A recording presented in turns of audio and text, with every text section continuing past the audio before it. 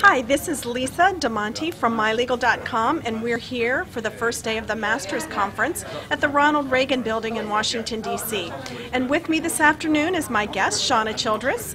Shawna is the director of LECG and is also the co-founder of the co-founder and executive director of Women in eDiscovery. Welcome, Shawna. Thanks for joining me. Thank you. Shawna, you just participated in a panel discussion entitled Women Thought Leader Panel, Today, Tomorrow, and in the Future. Can you share with us some of the key takeaways from the panel discussion today? I think it all depends on, which position that you're in.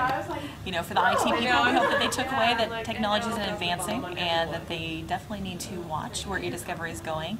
And especially if they're putting their information in the cloud, there's some considerations they need to make, not only thinking about technology, but then also about the laws and the other countries where the cloud could possibly be located.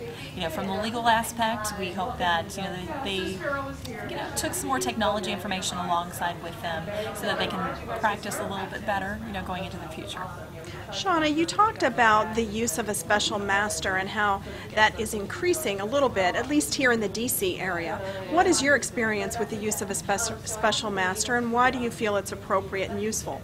Well, a special master is a neutral third party that assists the judge in making decisions for the case. And usually it's someone, especially on the eDiscovery side, who knows eDiscovery. This is not something that you can really learn in school, nor can you read a book and understand eDiscovery. A lot of it comes with experience.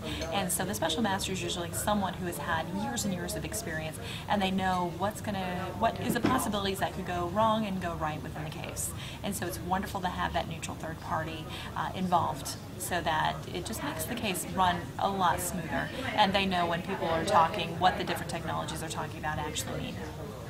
Shawna, in your comments just a few moments ago, as well as during the discussion, you shared with a large group of women and men here in attendance some of the key considerations for cross-border cases.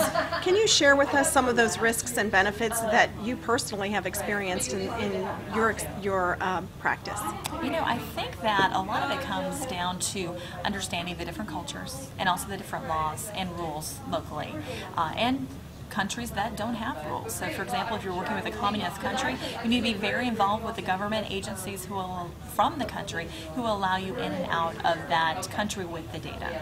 It's very, very important because you can be easily thrown in jail.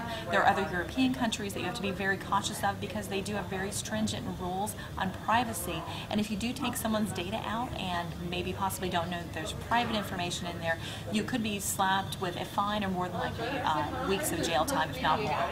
That's pretty scary. Thanks so much. Yeah. Shawna, one of your colleagues here on the panel mentioned or made the comment about being responsible for what you create. Can you elaborate on that a little bit for us?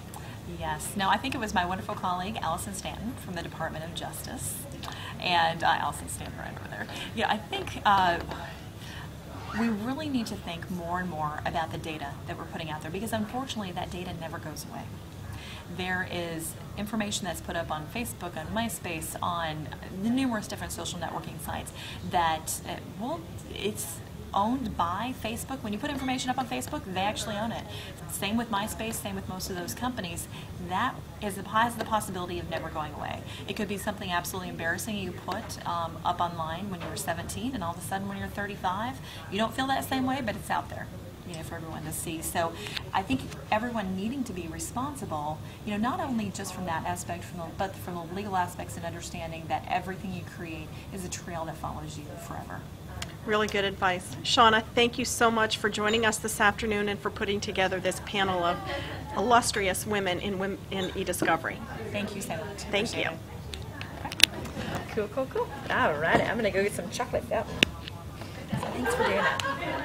Although you didn't get the chocolate fountain. Oh, no, that's okay. Got it. I'm just trying to shut this thing off.